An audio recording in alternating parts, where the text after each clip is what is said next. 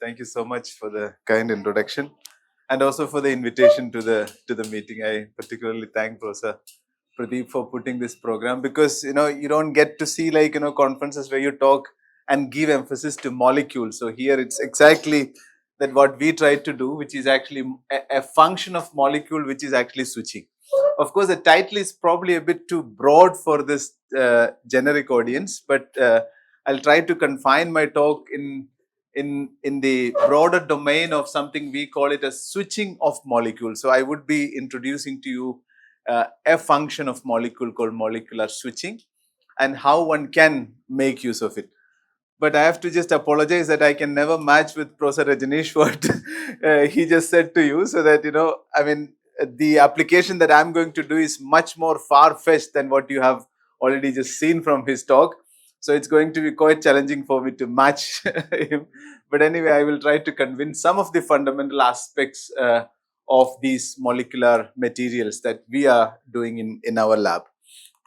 Well, I have a little broad list of items to show, but don't get scared of that. So we'll definitely well be in the time limit of what I am allowed to do. But in any case, I just want to mainly focus on what is this molecular switch and what is really the prospect of using molecular switch and where are we going to really use that.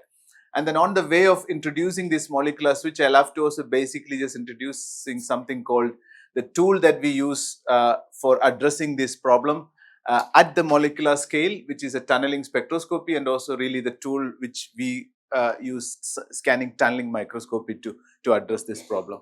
And then, of course, I'll show you various aspects of what we are basically just doing. So let me just start by asking this question, why molecules? So of course, I don't have to introduce to this community why molecule, because it's actually considered to be one of the next generation material. Yeah. And you already see even the Nobel Prize this year is actually very much gone to the molecule itself, right? I mean, you try to connect two type of functional parts of molecules, and then you have a very, very great material you generated.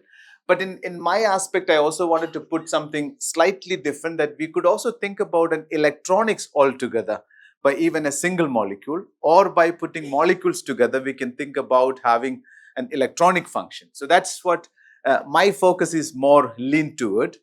And in that, of course, the choice is definitely because of the small size, the amount, and also one of the most interesting thing about molecule is that they do something called self-organize and create themselves into a material. I mean, even morph is a type of self-organized system in a way.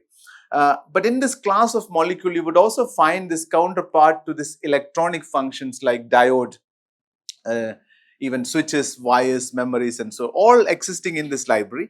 But it's all about, how you take these components, put them together, wire them up, so that finally you have a probably a good technology that is coming up, which we call it molecular electronics actually.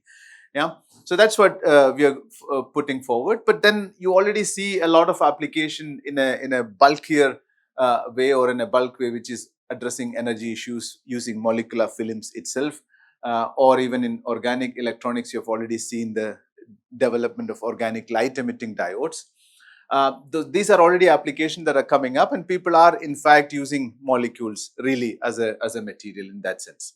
But there are also interesting aspects that one can do with single molecules, is actually a single molecule memory. Yeah.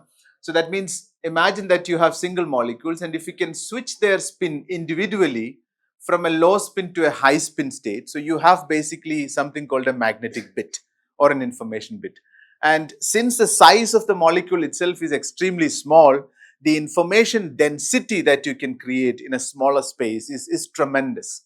Yeah. And that's what makes it actually also interesting. But of course, I told you that this application is a bit far-fetched. But I hope one day we will have a computer that runs on these molecular electronic states or molecular magnetic states. So that's what we are actually pushing. Yeah. And also other interesting things, you could also imagine that since they have the capability to do the self-organization, what you are seeing here is a self-assembly of a molecule of this shape, no matter what this molecule is. But you see, the structure that it creates is extremely complex, yeah, which you would even find it in animate system. So the way, if you can design the molecules, you can actually just create animate systems. So that's the interesting thing. And you know that the animate system is nothing but just molecules. Yeah, it's a collection of molecules put together, and once you put them together, it has a function. Yeah, so that's the idea. Now, let me just first start introducing to you the tool that I'm going to use, which is a probe microscope or a tunneling microscope in specific, because I'm going to show you actually these functions of molecules at a single molecule level. So I need a microscope that can address basically these molecules at the fundamental level. Yeah, this is the most important thing. So this is nothing but a scanning probe microscope. So what it has is a probe that is atomically sharp. So that's the interesting part. Now it of course can move in the X, Y, or Z direction. Yeah, and you can control that at a nanometer scale. And then you move this tip across the sample at a distance which is close to about a nanometer or a few nanometer. Yeah.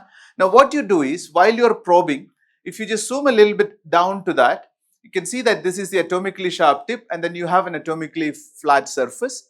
And then you are going to basically sense some of the information that is exchanged between the tip and the sample. For example, if you take a tunneling microscope, you would be measuring something like a tunneling current that is passing between the tip and the sample. Yeah. Or if you would use an atomic force microscope, yeah, as we have heard the talk of Professor Thomas, we would be basically placing this tip on a cantilever. And now the cantilever is extremely sensitive that it can basically just pull or push the tip in a way that it basically just do atomic force interactions between the surface and the sample. So now either it can be the current that you measure or the force between the tip and the sample. So these are the two most major techniques, the probe microscope that is generously available, that can go down to these kind of atomic resolution. Now you see, both cases, the current or the force, they're quite exponentially dependent on the distance, or in this case, it is even dependent on the distance at a much higher order. So the consequence is the following, that because it is strongly distance dependent, any slight variation in the distance between the tip and the sample would create a large modulation in the signal that we are measuring. So be it the current or the force, you would see a large modulation in the current or the force between the tip and the sample. And that is what creating this atomical resolution. So that means if you would move the tip across the sample on this atomic array, then you can in fact distinguish the atoms next to each other. So that's the key element of that. Now, of course, just to show you how a little bit in detail, so like now I have my tip close to it, yeah, and typical distances are in the order of a nanometer. Then now, if, as I have already showed you, that the current is strongly dependent on the distance and also something known as work function, which we will discuss. And because of this strong exponential dependence, a change in the gap of about an angstrom causes an order of magnitude change in the current. That is exactly the reason why we can in fact distinguish the atomic top position and the void position. Yeah, and then by measuring the signal in a raster scan method, you can generate the copy of the surface. Yeah, and now, for example, here when you have an add atom on the surface, if you would move the tip next to the add atom, you will have a much larger current, and that means you should be able to distinguish this position with respect to the rest. Yeah, and if you put everything together and do a raster scan, and you get an image that looks like this, where you have the atomic position and also you have the add atom position. But while I show this, don't get so much overwhelmed by this image, because this is actually just taken at a very low temperature. Yeah, if you are at room temperature, what the cause is that this is going to run around that you can never even catch. Yeah, and even these atoms would be actually just vibrating so strong that you cannot see this picture. So therefore, what we are going to do, although the principle remain the same, we would take the molecules of our interest, and instead of looking at one single molecule individually, we make an assembly of the molecule. So once you make an assembly of the molecule, let's say 100 atoms I have, then it's a cluster started moving, which become extremely slow, and they are almost frozen, and then you get a condensed phase. So we would be looking at molecules, of course, at atomic scale, but not an individual one separately, but as a collection. Yeah, but nonetheless, the principle would remain the same as I've just showed you. Now, just to keep a little bit interesting, so of course, you know, what we are measuring in scanning tunneling microscopy is the tunneling current. So what is actually the tunneling current? Yeah. Now, of course, you have to bring in a quantum mechanical picture to understand this. So like if you would look at the classical picture of the electron, it of course has the kinetic energy and the potential energy. Yeah, so that's very, very straightforward. And now because of this classical contribution, and you try to basically just see this is the electron and you just confine them in a space. Yeah, and if this is the energy of the electron, the allowed energy of the electron, and if this is the barrier height, that means the energy that is required for this electron to move out of the material, which is usually considered to be closer to the work function, in fact. Now, in the classical picture, the point is that if you would look at the probability of finding this particular particle at a given position, this will always look as a delta function. Yeah. So that means if I say that I am here, that means you can, with 100% certainty, you can say the probability of finding me here is always 1. Yeah. But that of course is the classical picture. But this is of course valid for a bigger object. But when you really go down, and that's also how our world is governed, that means the world of meters is governed, that you visit a zoo, then you are absolutely safe. Yeah, because a barrier is really a barrier. Of course, unless and until the lion get enough energy to come up the barrier, it is never going to leak out of this. But now, of course, this is actually the world of our dimension, yeah, the meter. But when you go down really at a lower dimension, that's where the real picture comes, and that's what the real picture of the electrons, in fact, and then you have the quantum mechanical description, and that gives you a better picture or explanation for the electrons. And then you see that everything is actually just defined not by the position, in fact, it is defined by the probability. Yeah, and of course, electrons start to behave more like a wave, and because of that wave nature, you have a probability that is looking like this. So now you see something interesting. This is a single electron. You have it somewhere in the box, yeah, and it has a certain energy which is here. But you can see that same electron is being spread over a larger space basically, which is meaning that when I say that I am here, of course, the maximum probability of finding me is here. But at the same time, there is also a certain probability for me to be found outside. This is interesting. So this means I can in fact tunnel even the barrier. Now, if you would have another barrier next to it, which is meaning that you bring two metal electrodes close to it. So the electron in this can be found in this, and the electron in this can actually be also found here. Of course, provided that the distance is small enough. If the distance is large, as you see here, the decay is an exponential function. Therefore, you would not find actually if the tail of course vanishes at infinite distance theoretically, but to see a significant contribution of this electron, you need to come closer. So if you're close enough, then you can in fact measure the tunneling, and that's what we do see that. Yeah. Yes, the consequence is very, very simple. Yeah, and that is the reason why electron is always here and there. But of course, if you locate an electron at a given point between the two bonds, means it is always maximum probability to be there. But you have definitely a certain probability to be away from the position where you put, and this is what you generally call it as a tunneling. Yeah.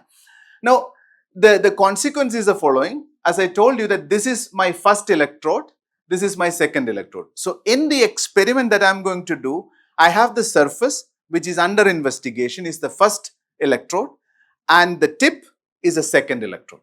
Now what you're going to do is you're bringing this two electrode very, very close by and apply a bias and push these electrons from one box to the other.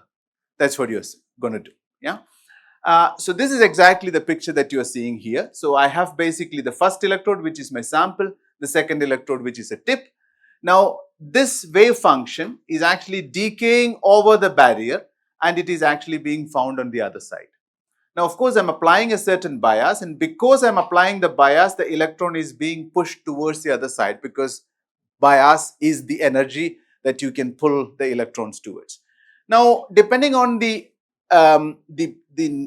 sign of the bias, whether it is positive or negative, we're going to look at that in greater detail in the upcoming slides. I will have the current flowing in this direction or in this direction. Yeah.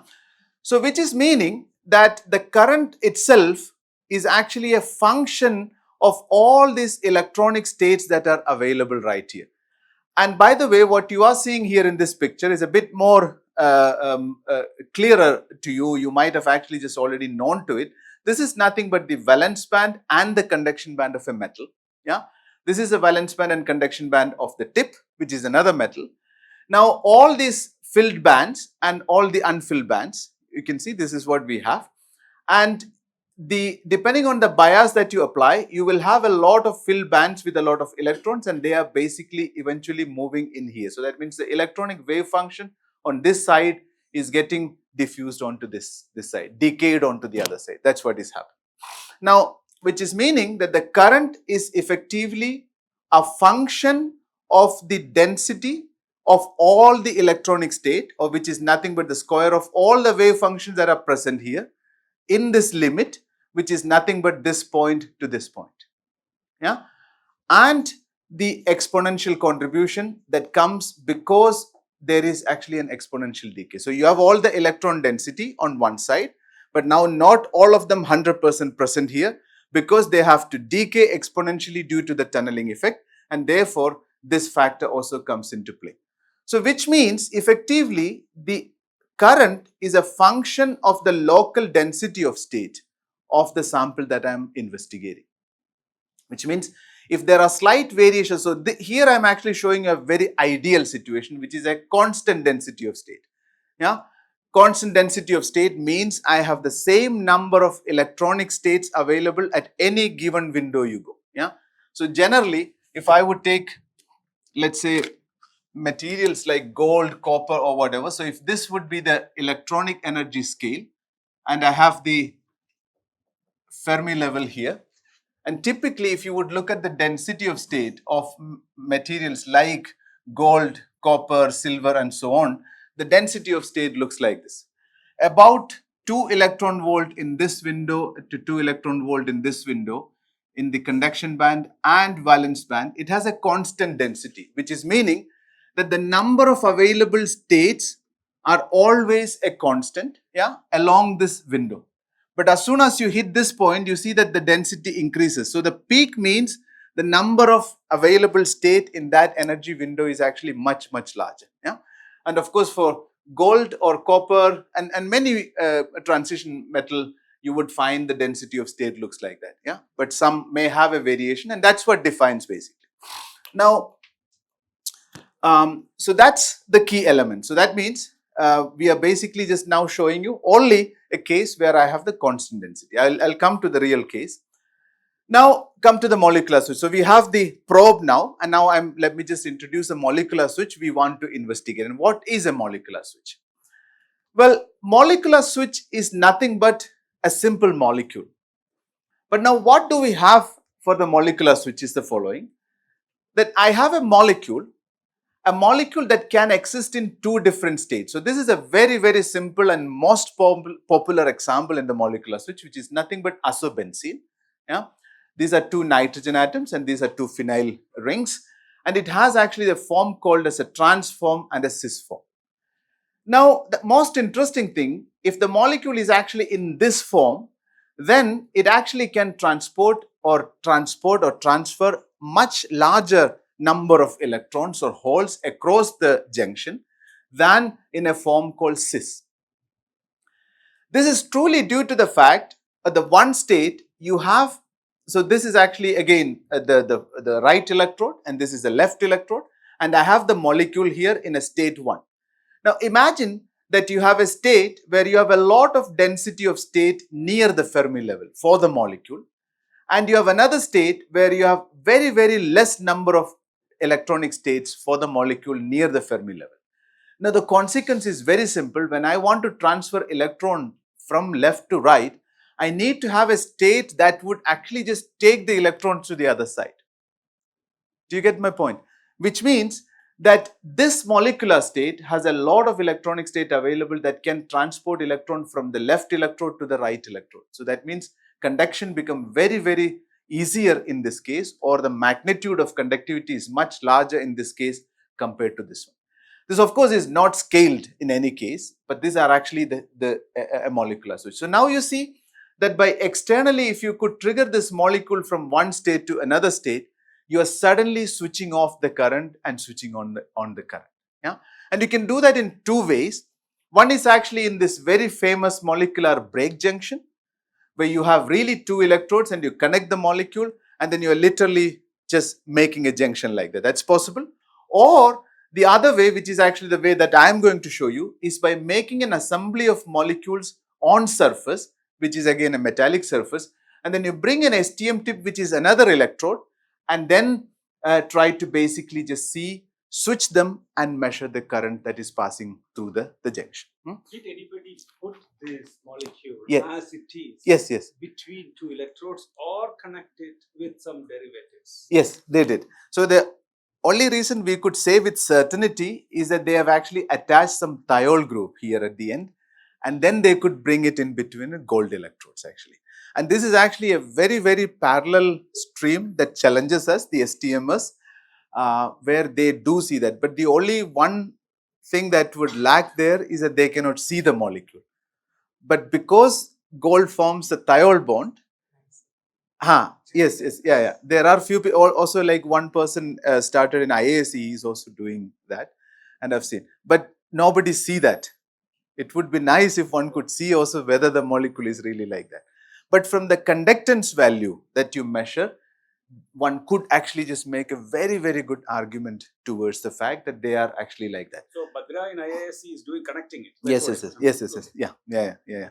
But of course, STM has the advantage where you can actually also see the molecule and you can do it. Yeah. So that's what I'm going to show you.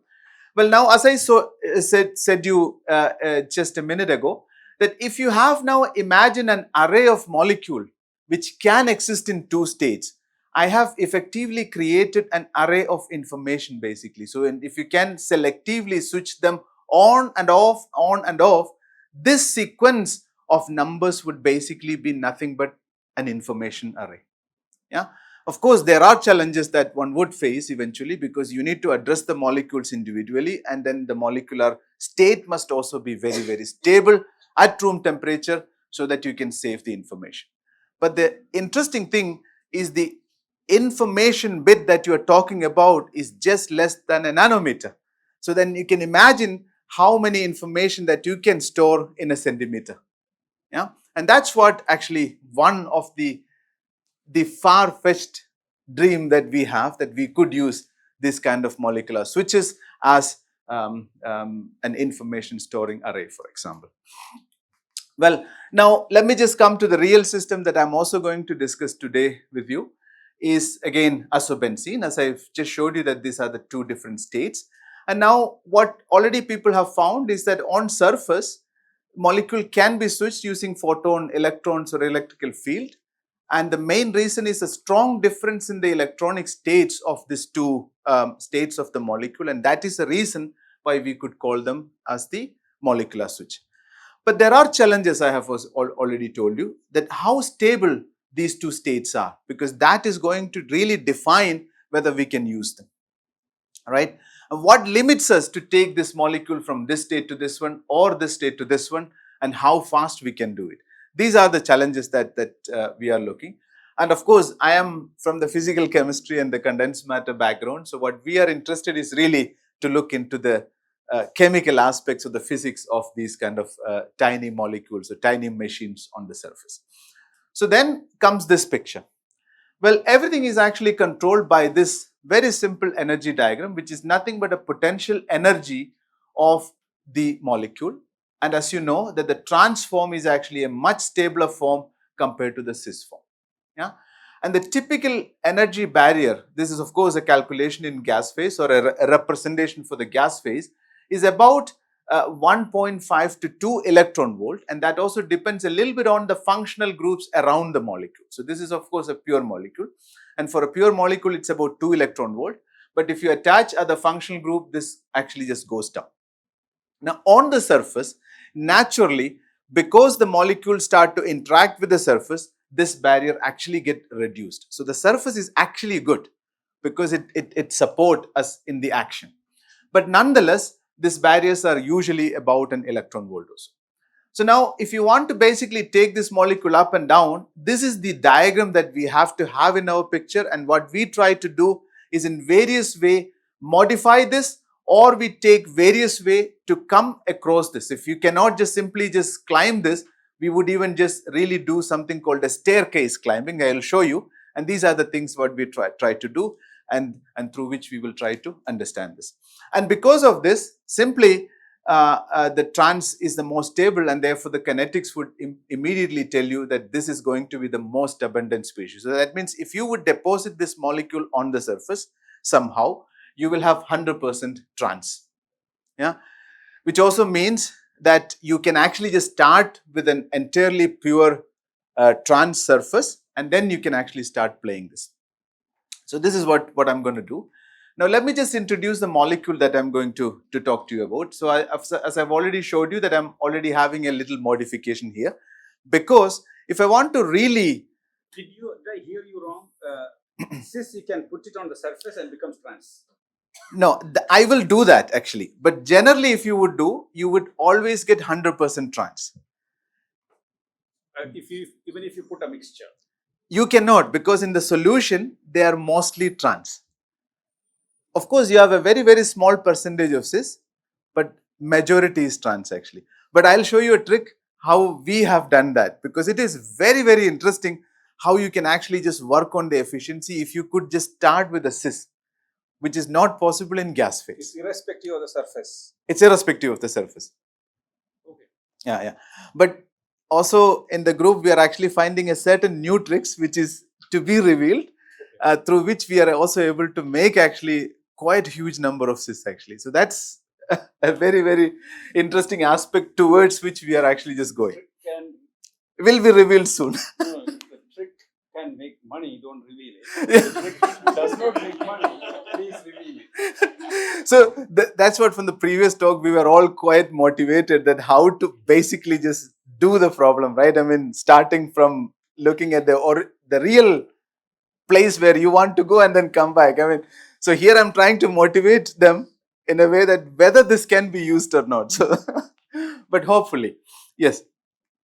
So now this is a molecule. So you already see a slight modification is there on the molecule. Yeah. The reason is simple, because when you want to put them on the surface, and as I've already told you that we want to assemble them, we want to start with a condensed phase and not a single molecule. And if I have to do that, then I need to have some functional group which would anchor them or which would make them kind of a stable film. This is why we have this functional group. And then if you would just deposit the molecule, you can see this is a force microscopy image where all what you have to see is this tiny rectangular long pieces. They are nothing but a tiny crystallite of a molecule. Yeah, of course you can control the concentration of the film, and you can actually just make them fully covered, or you can even make multi-layer and so on. But what we really need is a film, is a full covered film. But you can see because of this functional group, they form excellent films basically. Now, of course, this is not enough for us to understand everything, but if you want to really see what's going on inside, so we have to zoom a bit inside, and for that we use another microscope, which is the tunneling microscope I have showed you. And if you do that, well, the image look a little bit noisy. That's a reason simply because everything is shaking at room temperature. All the molecules compared to the image that I have showed you about that single atom that was taken at a very, very low temperature, here everything is actually vibrating. And because of that, we cannot capture really stable images, but the information is lying inside. So you have to do a little bit of a treatment of the image, and then you can see what's really going on in there. And if I would just zoom a little bit in, then you would clearly understand what's going on there. So this long, bright contrast is corresponding to a single molecule. And if you would look at the dimension of this piece here, which is actually matching exactly with the dimer of a molecule, and that's what you would have anticipated, because this is nothing but a carboxylic group, and you know that the carboxylic group is famous for this very nice dimeric hydrogen bond because it has a donor and an acceptor, so they form a dimer. And this dimer is very, very important. Because of the dimer, they are actually forming this very, very large, stable, smooth films actually. And that's what you will find in most of a molecule, there will be some functional group that would do the job. Now we have the film, we have the molecule, and as I told you that all these molecules are actually in the trans phase.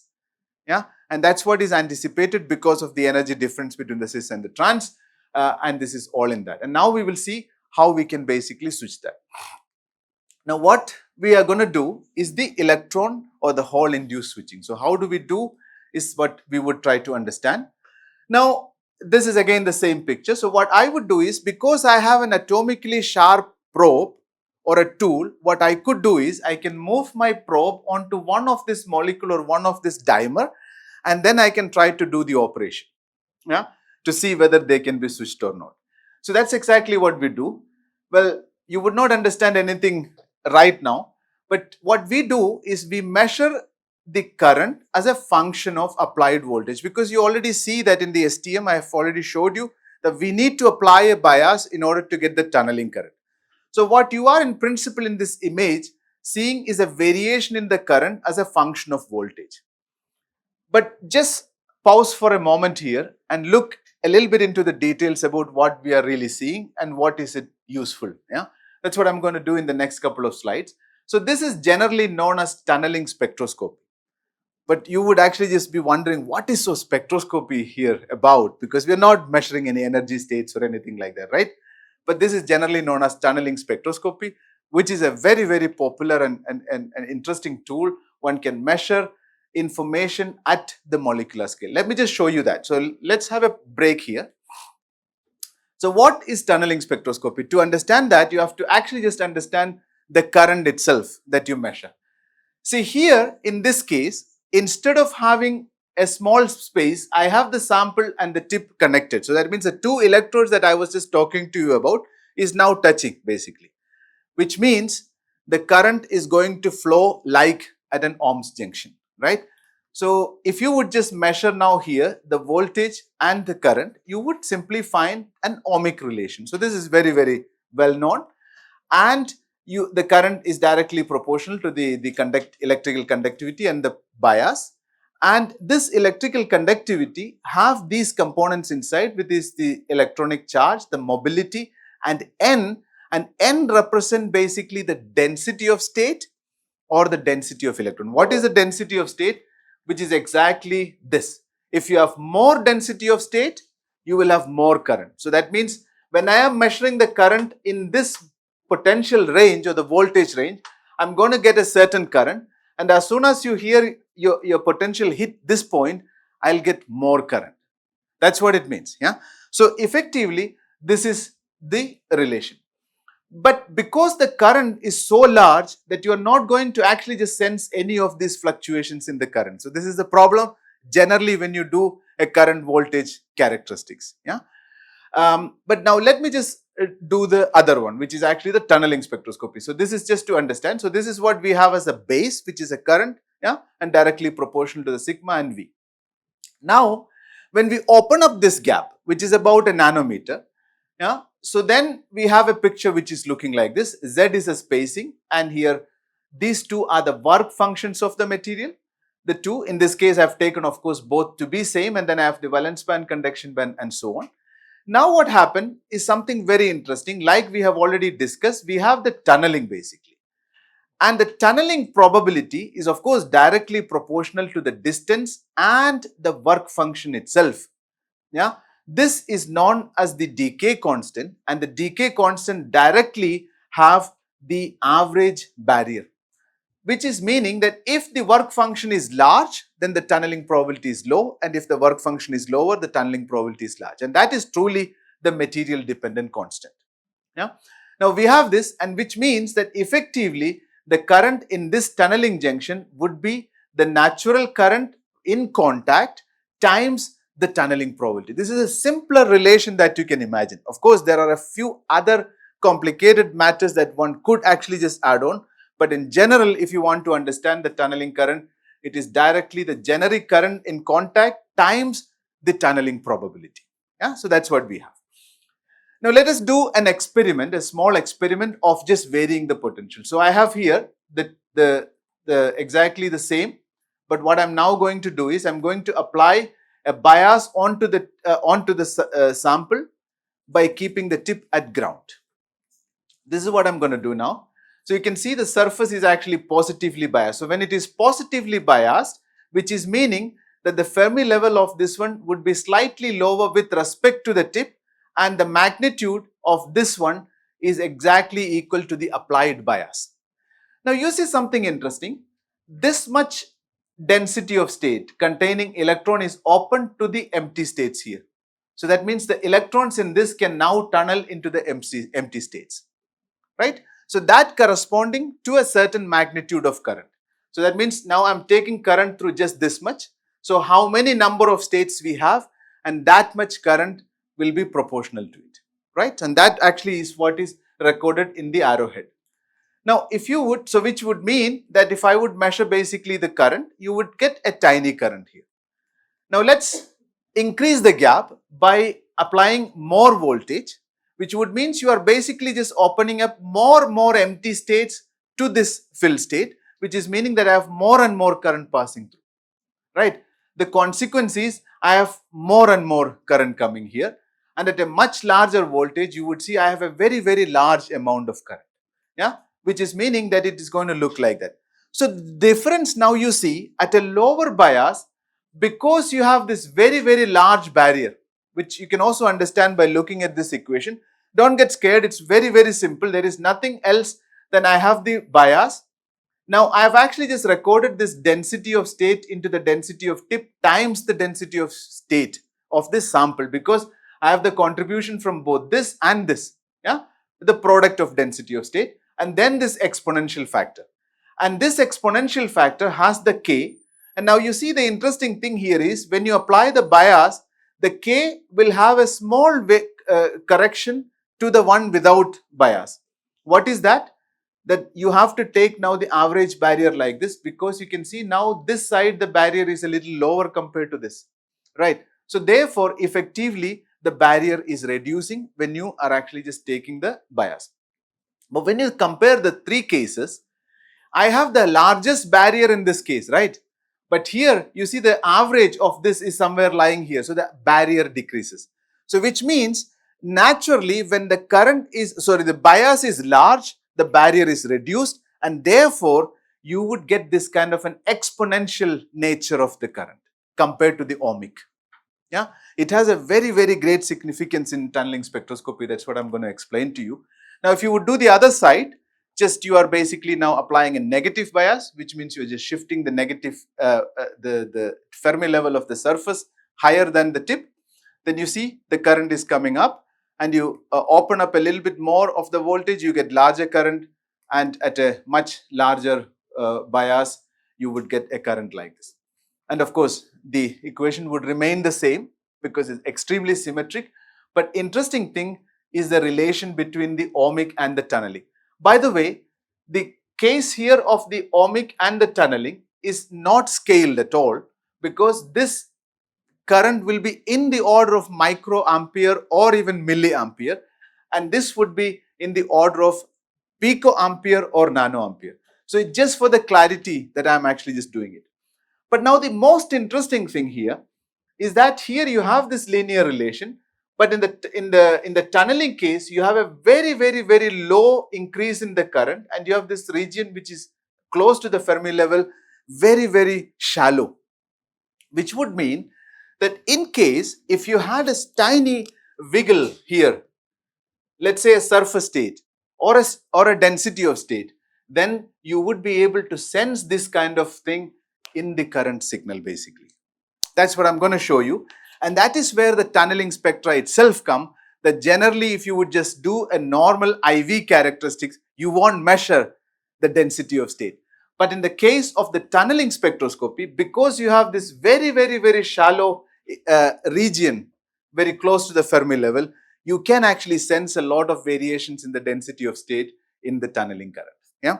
Now let us do that exercise on a molecule. That's what I want to do, and that's exactly what we are heading to. So imagine that you have actually just placed a molecule on a surface. Now the situation is like this: the molecular density of state would also contribute to it, and all the filled orbitals will be below the Fermi level and all the unfilled will be above. Yeah, this would actually satisfy the charge neutrality of the system. And now because you have this tiny wiggle, you can see now the density is not anymore constant. It has a small spike somewhere at this magnitude. Yeah, and that's very, very interesting. If you would now apply the bias, let's say positive onto the sample or negative onto the sample, you can now see the electrons are basically tunneling into the LUMO and then they are escaping. Which means if your magnitude of the applied voltage matches with this value, then you will have a slight excess in the current. Yeah, and in the same case, if you are applying a negative bias, you can now see the holes are moving or electrons are actually just tunneling from the sample to the empty states of the tip. Yeah, and then you can see this is actually coming into the picture, the molecular HOMO, which would mean that the current, if you would measure, instead, I mean, when you had none of these peaks in the previous case, you remember, you had a simple shallow change in the current. But suddenly, because of this two contribution, you will see a step. Yeah, and that step actually is exactly at the position away from the Fermi level. And if you would take the first derivative of that, you would get two peaks. And what are the two peaks basically? These peaks represent nothing but the HOMO and the LUMO of the molecule. And here for simplicity, I've only shown you the HOMO and LUMO, but you know that there are more discrete states and we can capture them. But unfortunately, we cannot go very far away from this because then you see the current is drastically increasing as we have seen in the previous case, then your sensitivity decreases. But then you also have other cases like there could be field emission, for example, yeah, that would limit the application. But in any case, if you would imagine that you know, that you all chemists know, that the most interesting region is actually just the region around the Fermi level. That decides the property of the material, right? So we would be able to access about this 2 to 2 electron volt across the Fermi level, which is 4 electron volt, and that's the most important information that you want basically. Let me now show you an example. Of course, this is my own work quite some time ago. And this is a molecule known as naphthalocyanin, which is deposited on a surface. And now when you run the spectroscopy on this molecule, on a single molecule, that's the beauty of it, you see the current looks like this, the red line. Yeah, and it's a little bit, you can see there are multiple steps here. But the moment you take the first derivative, you see there are two peaks here. Yeah, and on the right side, so this is actually corresponding to the occupied level and these are corresponding to the unoccupied level. And in the occupied level, you can see this is nothing but the HOMO, this is the HOMO minus 1. And here, the molecular levels are a bit too close. So you are not discretely seeing it, but nonetheless, you can see the first peak, the second peak, and so on. Yeah, you can also image the molecule at these biases. That means at these biases, then they will also appear differently. So it is not just the topography in STM that you are measuring, it is in fact the electronic state itself you are probing at. Yeah, and that is also the interesting thing. So which means in tunneling spectroscopy, effectively from the current, you would be able to just get an information about these frontier bands, so the frontier electronic states. Yeah. Now coming back to the switching problem, where we were doing the tunneling spectroscopy on this molecule, but what you would have imagined is this red dot sort of line, right? Because I know that this is a molecule, so it has a HOMO and a LUMO, and one would expect is basically that one region where nothing is actually happening because it's a band gap region, and suddenly when you hit the LUMO of the molecule, the current increase, and the HOMO of the molecule, the current increase. That's what you would have expected. But instead, in this particular case, you see that suddenly at some point, of course, there is a small gap region, and suddenly at some point, a lot of activity happening. Yeah. And if you zoom into one of this activity a bit more carefully, you see it looks really like a telegraphic signal, that it goes up and then comes back, goes up, comes back, and so on. So it looks like a multi-state process is actually happening. So in this particular case, unlike the previous molecule I showed you, here when you are actually just injecting the molecule, injecting electrons or injecting holes into the molecule, they are undergoing this activity, which is meaning that now you are actually placing your tip, you are injecting the electron, the molecule is actually just switching. So we'll try to understand that. So that's the reason, because this is shuttling between these two states while you are measuring the spectra, they look like this.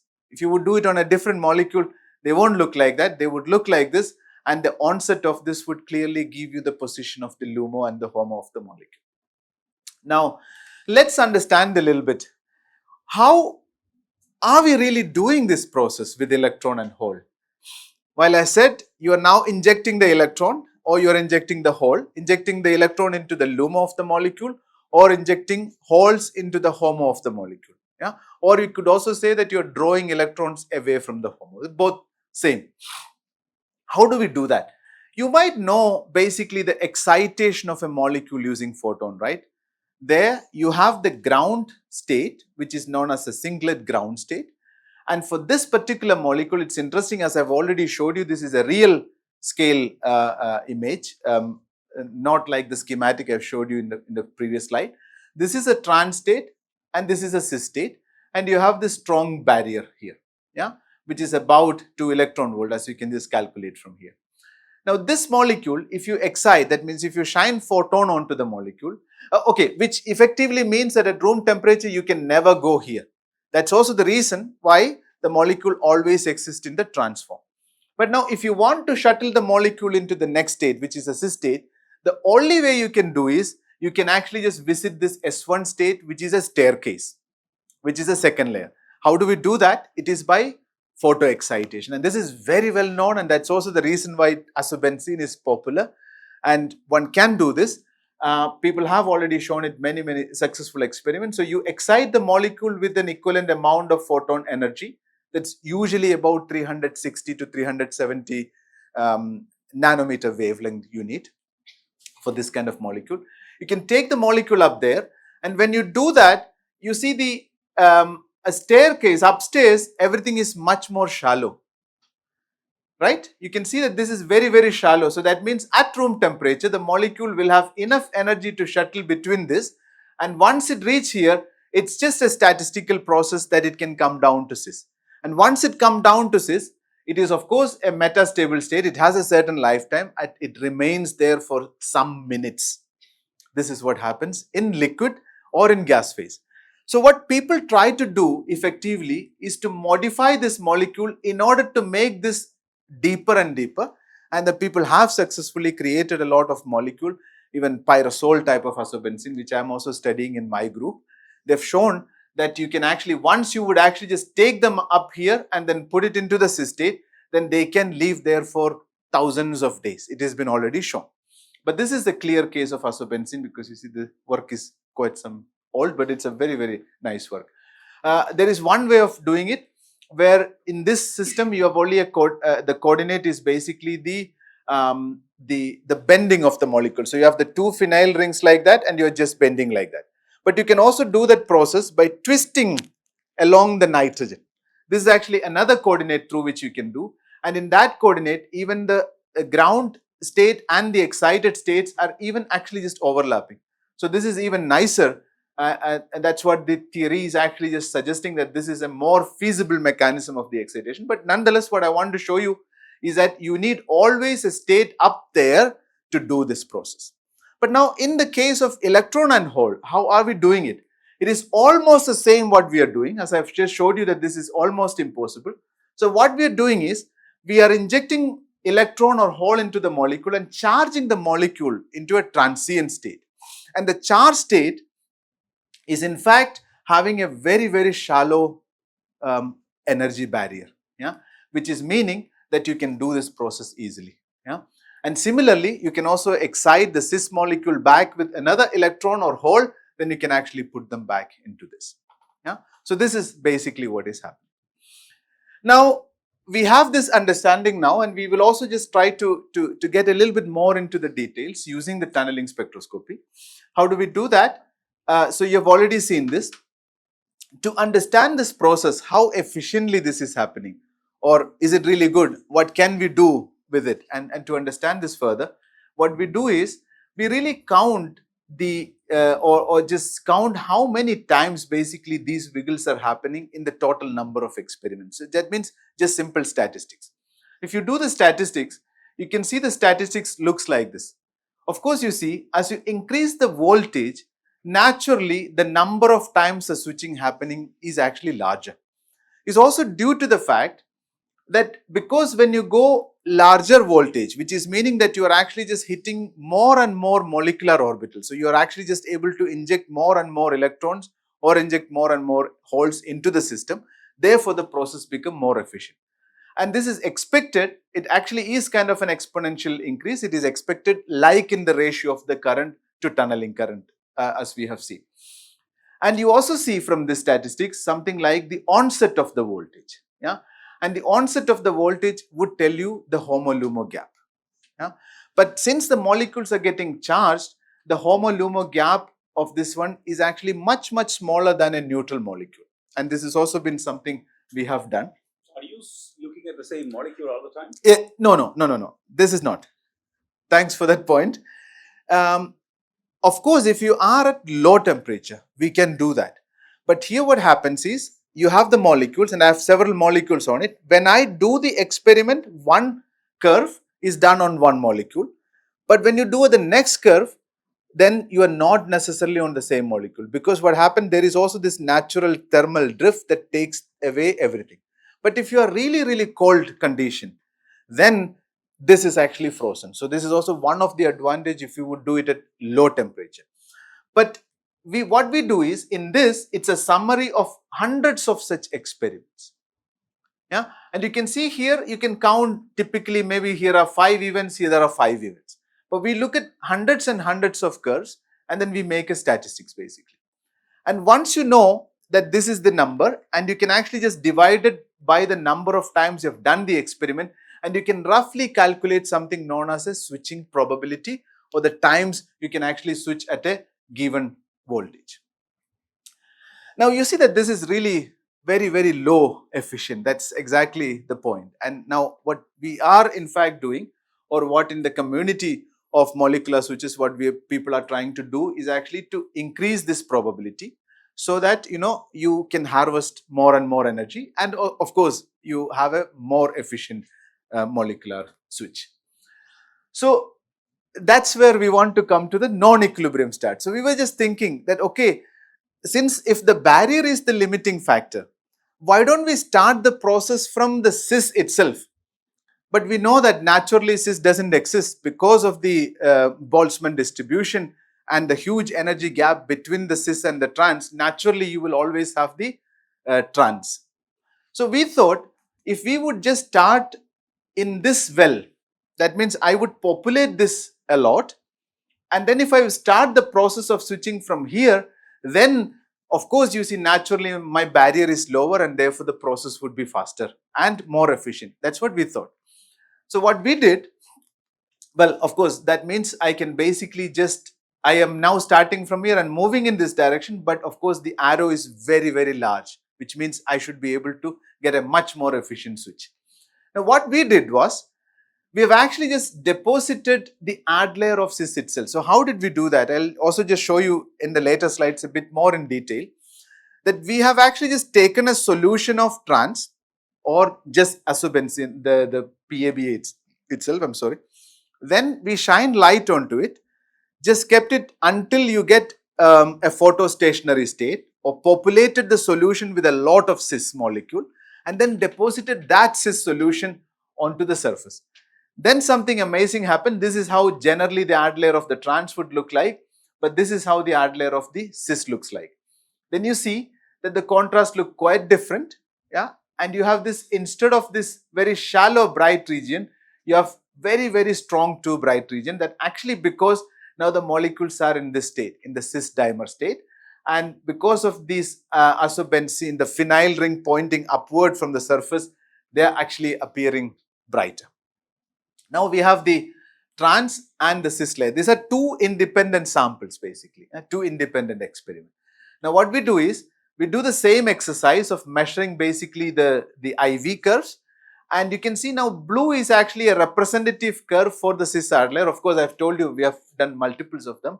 And then you can see there are much more events. The process is much more rigorous there. Yeah. And that is exactly what is encoded in this so-called probability calculation. And there you can see that the efficiency of the switching goes drastically high.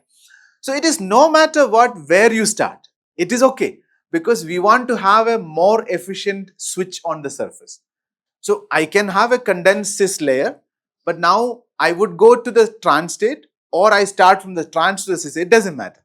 I have a functional molecule on the surface, but a more efficient functional. Which of those molecules switch? Every molecule switches, or some molecules switch? No, all of them would switch. If you happen to be on a molecule, they will switch, because as soon as you inject an electron, they will switch. But when you do the photon induced, I'll show you that, then the statistics play a large role, because here you are really going on. So I'm just going there and touching the molecule and say you switch, because I'm injecting forcefully electron into that. But when you do a more bulk process, I'll also show you a glimpse of that, then it becomes statistically controlled. So not all of them likes to get switched. Some of them would switch. The other region would not switch. I'll show you a picture.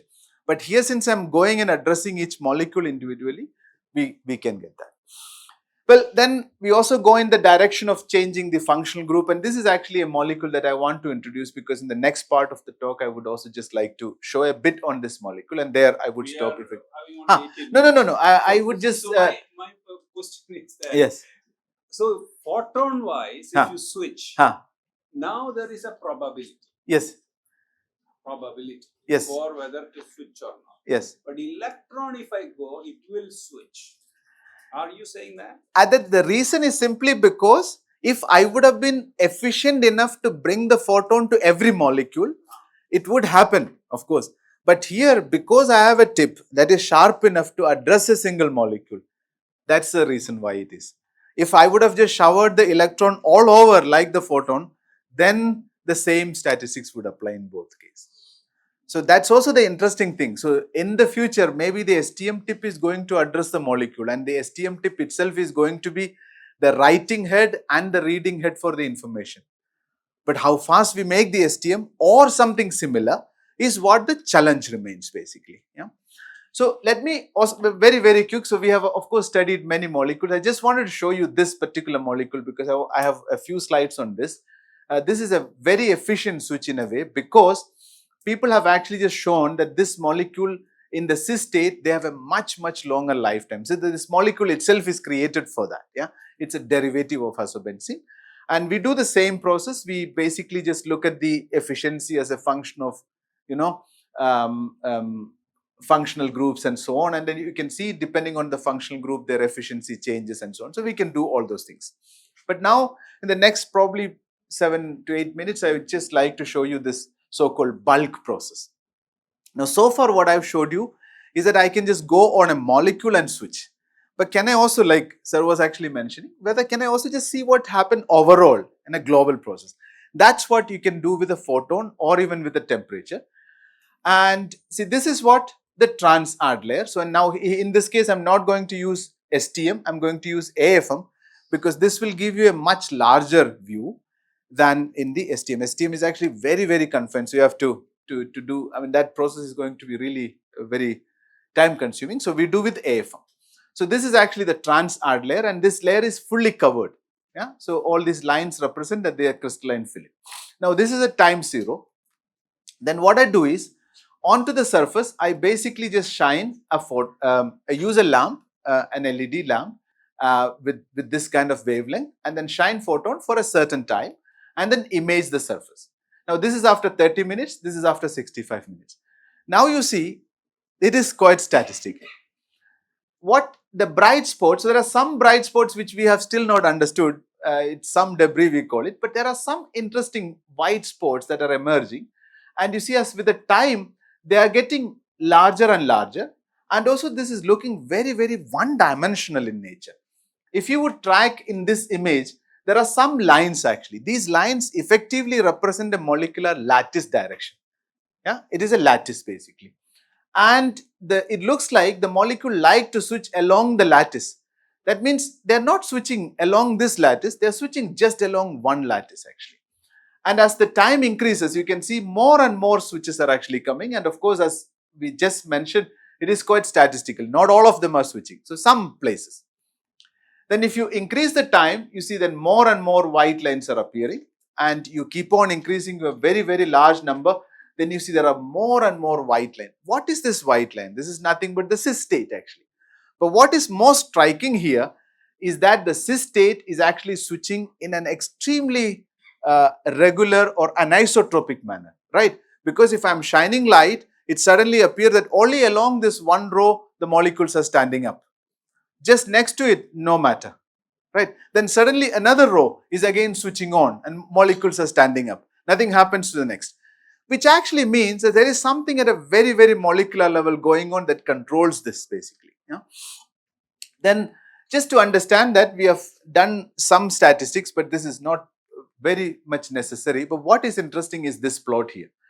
So if you look into the structure of the molecule, so this is how the molecule arranges at the fundamental level.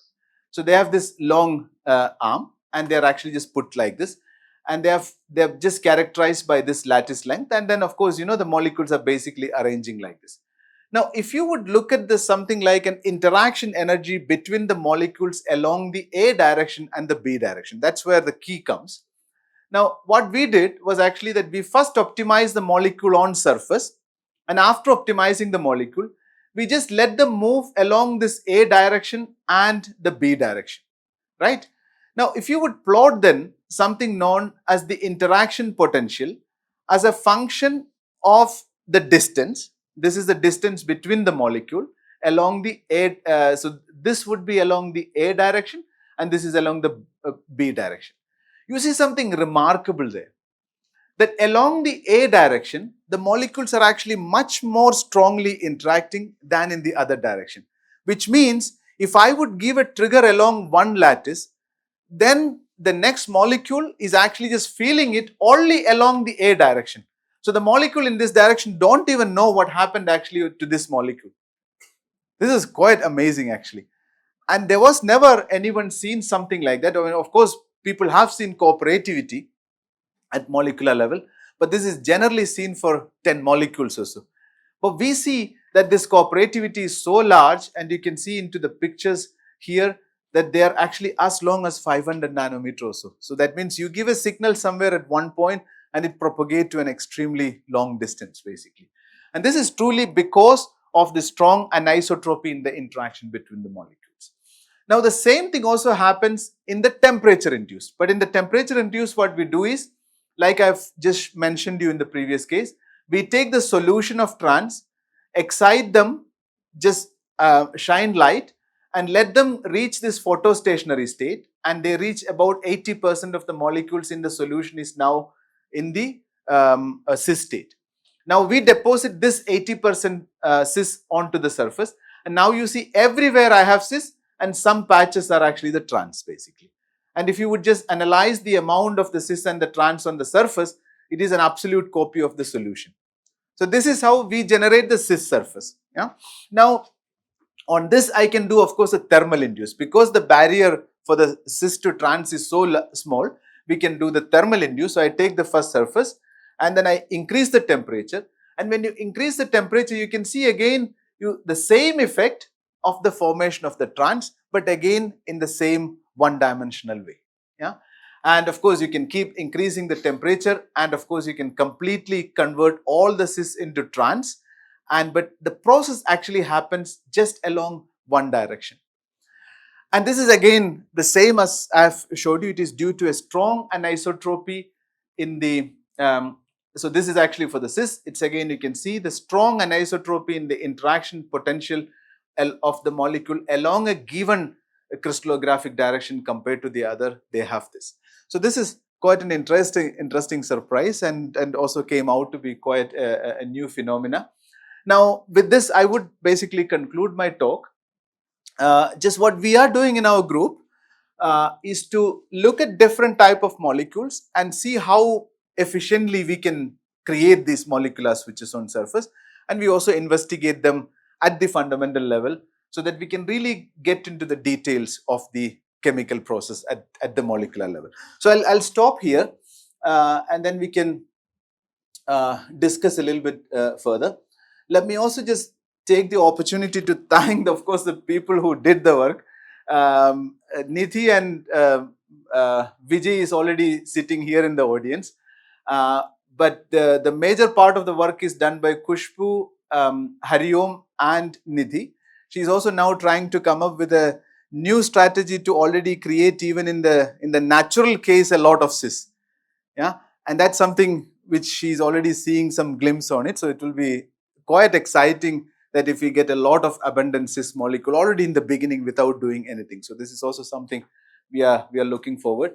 I thank the people, and I also thank you very much for your kind attention. What are your tricks to make money? Exactly. So that's what you would have been there in the last talk. So we were all so amazed, actually, the guidelines which were given to us. So the one of the application that would come is about even using a bulk film of this. So this is actually one of the application that we are looking forward to create something known as an optically triggerable gate. Imagine that you have this film and we would basically just deposit electrodes across that, and we will be measuring current. And now you can use an external trigger like photon, and depending on the photon and the state of the molecule, the transport changes. So each individual pair of electrode would act as a optically triggerable gate. So we are also now trying to basically just make these kind of tiny electronic circuits using these kind of molecule, so that we may have actually a very, very sensitive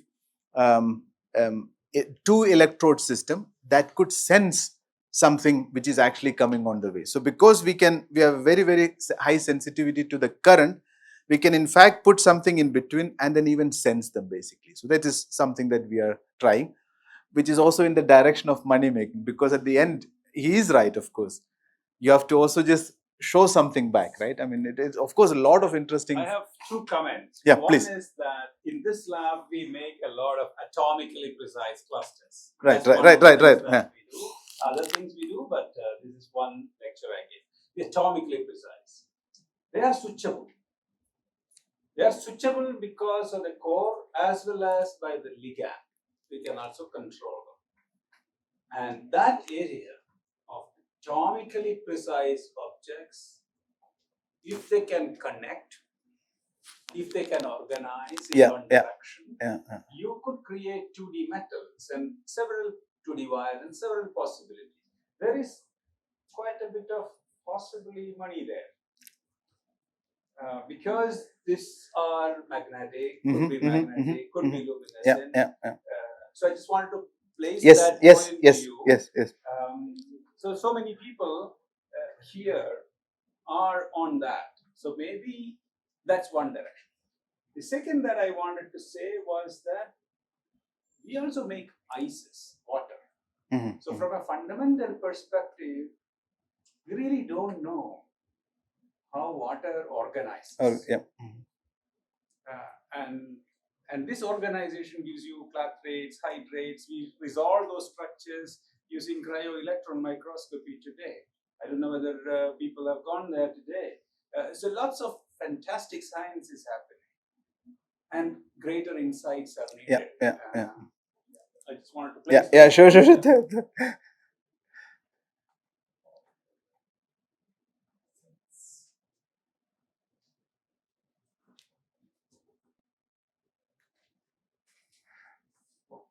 It's not easy to answer the question there. Basically, I have no question, but one. Hello, I am audible. Yes. Basically, previous lecture, some were discussing like what is basically application based research and fundamental research. Sometimes I feel fundamental research we don't immediately have application. Maybe it take 50 years, maybe 100 years, and if some applications are all dead. So that long we cannot wait. We need something in next 10 years. So that's clearly the case. Otherwise, we will have to stop our lab. But Yeah, please, please, please. Sometimes we know the application, but in the end we try to find the science behind it. So in the end we want to control the parameters of this. They can.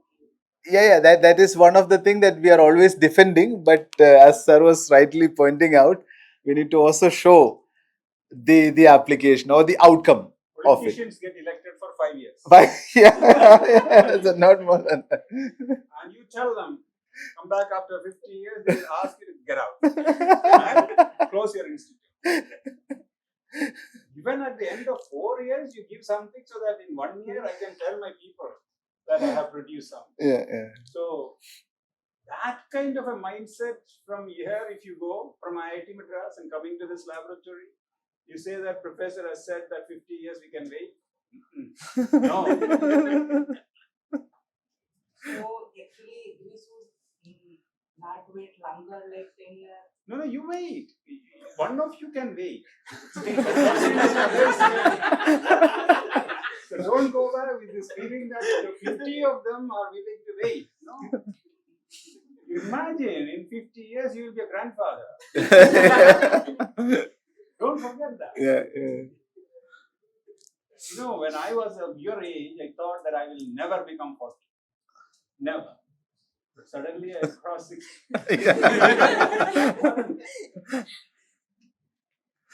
So have that the time in mind. Yeah. That time economy we need. Yeah. So the transitions from cis to trans and trans to cis, you have characterized through different instrumentation technique like AFM. Yeah. Usually for porosity, surface properties, and binding property. So can it be possible to do by a coupling constant, like by NMR spectroscopy? Because the cis came in the region of 6 to 12 hertz and trans came in the region of 14. Yes. That's what traditionally people would do in solution phase. That's what traditionally people do actually. They identify it using NMR spectroscopy. Yes. Yeah, very much. But here it's more solid state actually. One can use, of course, solid state NMR to identify it, but we have a clear-cut picture directly. We know that it is really cis and trans because also electronically they are different, and also in the topography, the image itself, they appear different. So it's a quicker characterization we can do. Yeah. So we are certain about that.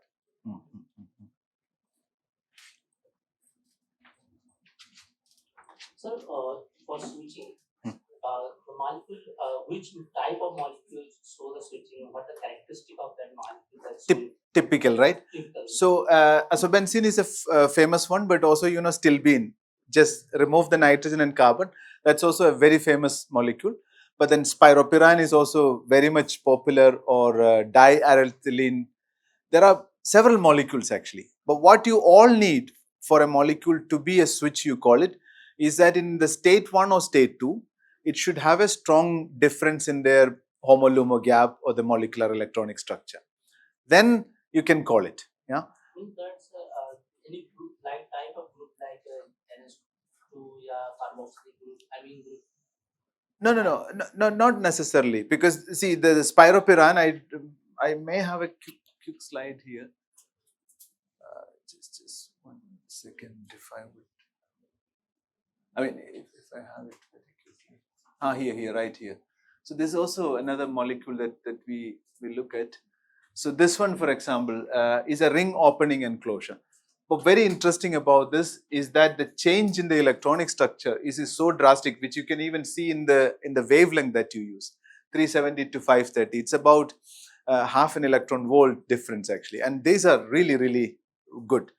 But the problem is actually the geometry of the molecule. When it comes to the surface, it's a bit tricky to kind of handle it. That's why they are not that popular like asobenzene. But this is actually also a derivative of this. But all what you need is 2 distinguishably electronically different states of a molecule. But interesting thing is that not necessarily 2 states. We can also have 3 states, 4 states. So that's what we want to go on. Because if you have a molecule with 3 or 4 states, then you have actually 4 information sitting at one point.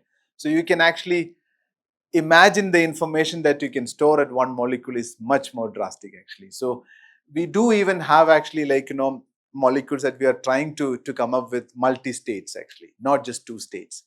Yeah, this would be even more interesting. Molecules are moody, isn't it? Moody, yeah. So we need to push them. Hello. So I think we can close that. Thank you, sir, for the engaging and interesting session. Thank you. Thank you, sir.